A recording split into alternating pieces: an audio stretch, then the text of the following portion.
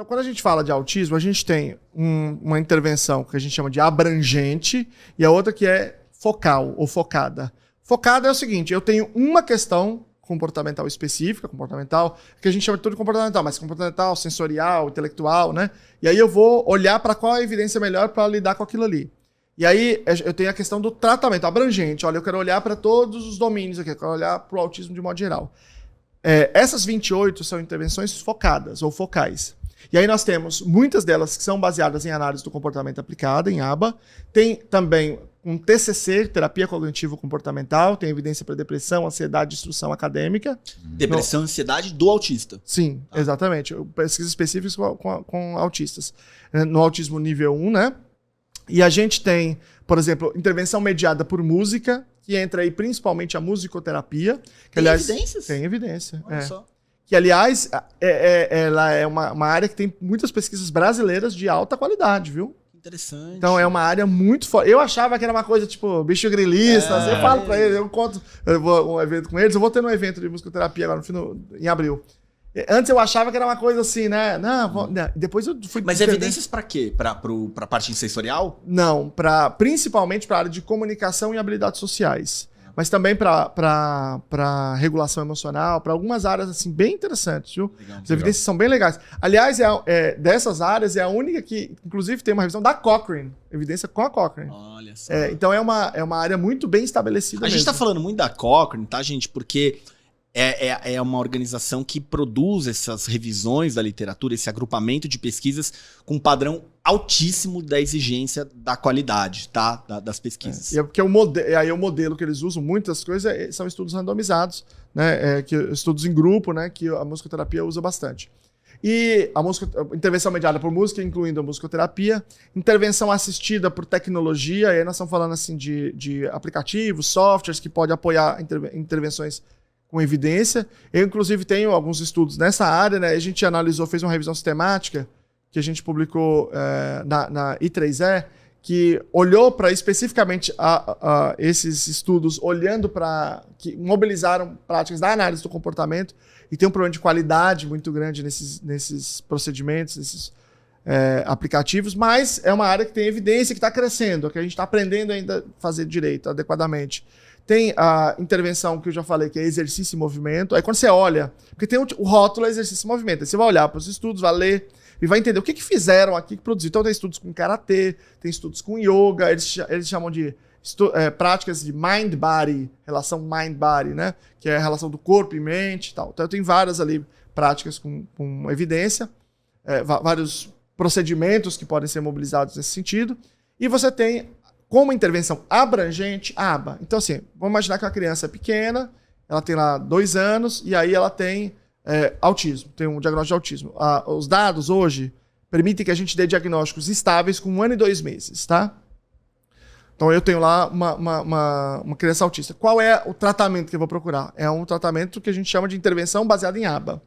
Que é essa Applied Behavior Analysis, análise do comportamento aplicado. Análise do comportamento aplicado. Às vezes, ela aparece com o título de algum currículo específico. Por exemplo, é famoso, né? O modelo Denver. Melhor ABA ou Denver? Não, Denver é a ABA. Você lê o artigo. Parte de. É um currículo. É uma marca de um currículo do Mind Institute que é de análise do comportamento aplicado. Quando você diz um currículo, é um conjunto de técnicas. Um conjunto de técnicas. Essas técnicas, para você fazê-las, você não precisa utilizar essa marca.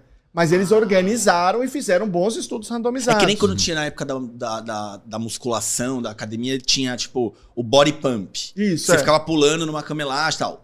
O nome body pump era de uma marca, isso, mas eu posso pular na cama elástica sem chamar de exatamente, body pump. Então são estratégias naturalísticas que o David mobiliza. Naturalístico significa que você não está num contexto mais estruturado, em que eu sento e vou pedir para você fazer uma coisa e você responde. Isso a gente considera mais estruturado. Naturalístico é quando a criança toma a iniciativa de fazer alguma coisa e eu sigo a liderança da criança e transformo aquela coisa numa oportunidade de aprendizado. Então não necessariamente você está num consultório. Não necessariamente.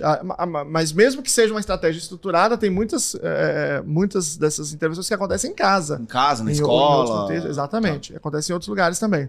Então, você tem, às vezes, com o nome de Denver, Jasper, você tem vários currículos. Millier Teaching, PRT, tem vários nomes aqui. Todos esses nomes são bons nomes, então se alguém vai fazer uma intervenção. Excelentes. PRT, Jasper, Millier, Denver, ABA, esses nomes aqui. O que não quer dizer que eles estão sendo bem aplicados para a pessoa que está te oferecendo. Uma coisa é o método, outra coisa é o aplicador. Exatamente, né?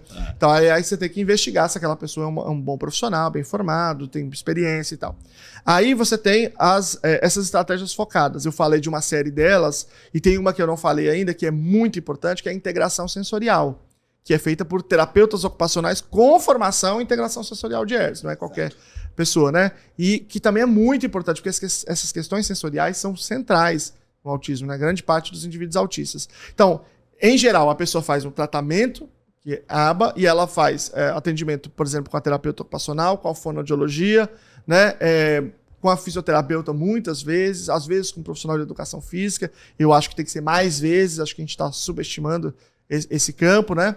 E pode ter psicopedagogia, pode ter vários profissionais, mas quando eles vão implementar essas práticas, a grande questão não é o nome de qual é o profissional, a grande questão é, quando ele está planejando, ele olha para as práticas com evidência para ver quais delas ele pode mobilizar para fazer o ensino dele, ou ele não faz isso. Essa é a grande questão, né? E essas práticas, quando você olha para os dados, você olha para a revisão, aí você vai ver assim, quem são as pessoas que implementam? Tem lá uma divisão de profissionais. A maioria são os próprios pesquisadores, o que eu acho um problema de pesquisa. Eu não acho que eles deveriam entrar como pesquisa aplicada, mas é outro problema epistemológico mais complicado.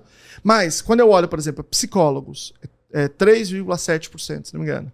Quando você olha para educadores, é 6 vezes mais comum que sejam educadores que implementem na pesquisa, nas pesquisas mais rigorosas que entraram dentro desse critério, do que psicólogos. E no Brasil ficou um discurso como se só psicólogo pudesse ser. O psicólogo é muito importante. Ele é insubstituível. Mas, por exemplo, a escola é um outro lugar importantíssimo de se fazer práticas com evidência. Nossa. Aí você passa para o próximo quadro da revisão e se pergunta onde elas aconteceram. Quando você fala assim de pesquisa para esse nível de qualidade e rigor, você fala, tem que ser um ambiente bem controlado, que é difícil fazer. O lugar que mais tem essas pesquisas acontecem é na escola. Mais do que qualquer outro lugar, mais que o dobro de qualquer outro lugar. Então, quando eu olho para as pesquisas mais rigorosas, eu vou dizer o seguinte, na maior parte das vezes, quem implementa as intervenções são educadores. E na maior parte das vezes, o lugar onde elas acontecem é na escola. Portanto, isso quer dizer que essa ideia que a gente tem, e que é muito forte no Brasil, que eu tenho que separar, isto aqui é o clínico, isto é o terapêutico, isto aqui é o educacional. Esta é uma divisão imprópria quando eu falo de transtornos do desenvolvimento. Né? Na academia, a gente aprendeu, foi constituído historicamente em torno do método, né, do Descartes, de separar, agrupar as coisas. Então a gente chama de cartesiano. Então a gente diz, não, isso aqui, ó, o que a Secretaria de Saúde vai pagar, a gente vai chamar de terapêutico, saúde. Quando é educação, a gente vai chamar de educacional. Mas vamos imaginar o seguinte, a criança autista, ela não senta, ou ela não olha para o professor. Ela não olha para o professor, e eu tenho que ensinar ela a olhar para o professor. Isso é terapêutico ou educacional? Veja, essa resposta ela é impossível. Porque se eu disser assim, não, é educacional, todos os psicólogos que trabalham com atenção falam, peraí, vamos dar uma olhada para os estudos de atenção aqui? Eu posso aprender sem olhar. Porra, que isso, gente? Vamos olhar isso aqui, olha aqui, ó. Se eu falar assim, não, isso aqui é terapêutico, o professor vai dizer, peraí, olhar para o professor, você vai dizer que não é educacional? Nós fazemos isso aqui todo dia, isso aqui tá na história da educação. Quem é que começou a fazer isso? Antes da psicologia existia, a gente já fazia isso? Então, não é nenhum dos dois, é os dois. Depende do contexto. Se o cara for um psicólogo, está ensinando isso do ponto de vista de um treino atencional, ele vai dizer que isso é terapêutico. Se for um professor que está ali criando estratégia para olhar para o professor, eu vou chamar isso de educacional. Então, veja, o método cartesiano ele é muito bom para a gente estruturar o mundo do pensamento, mas a gente tem que olhar para o caso concreto e entender que nesse caso concreto, essa divisão ela é imprópria, ela mais prejudica do que ajuda. No Brasil, um pedagogo, um educador, ele é proibido de usar essas ferramentas do método ABA, ele pode usar? Tipo, se eu tiver... Porque, por exemplo, se um administrador de empresas estiver usando um teste psicológico no processo de recursos humanos, ele pode ter problema, porque isso é de uso exclusivo do psicólogo, ele não é graduado em psicologia, ele está fazendo exercício ilegal da profissão. No Brasil, seria um problema? Seria exercício legal da profissão? E eu posso ter um pedagogo que faz todas essas ferramentas do tratamento ABA ou não? Pode fazer? Desde que com treinamento adequado, claro. Eu sou uma pessoa que sou muito razoável para a questão de linguagem. Então as pessoas estão num lugar, eu não sou aquela que fica corrigindo a pessoa para toda qualquer palavra que ela usa. Mas neste caso eu vou fazer um comentário sobre as coisas que você falou, porque enfim, você tá num outro debate, né? A gente, de um modo geral, a gente não fala de método ABA, e tem uma grande condenação em falar método ABA, justamente para salientar o aspecto epistemológico. Tá. De que, do ponto de vista científico, você não tem um método que você persegue. Você tem uma maneira de enxergar e que você implementa. Agora, imagina, se eu tenho uma maneira de enxergar e que você se comporta segundo aquela maneira de enxergar, como é que você pode controlar isso do ponto de vista de exclusividade? Perfeito. Entende? É mais do que um método de tratamento, isso. uma É uma técnica. perspectiva de como que os seres Tem humanos toda uma funcionam. compreensão Exatamente. de natureza humana. De natureza humana. Que Então, aí um educador pode ter, um pedagogo pode ter, um Exatamente. médico pode ter, todo mundo que trabalha com comportamento humano pode Perfeito. ter. Né? Então não existe esse tipo de restrição. Né?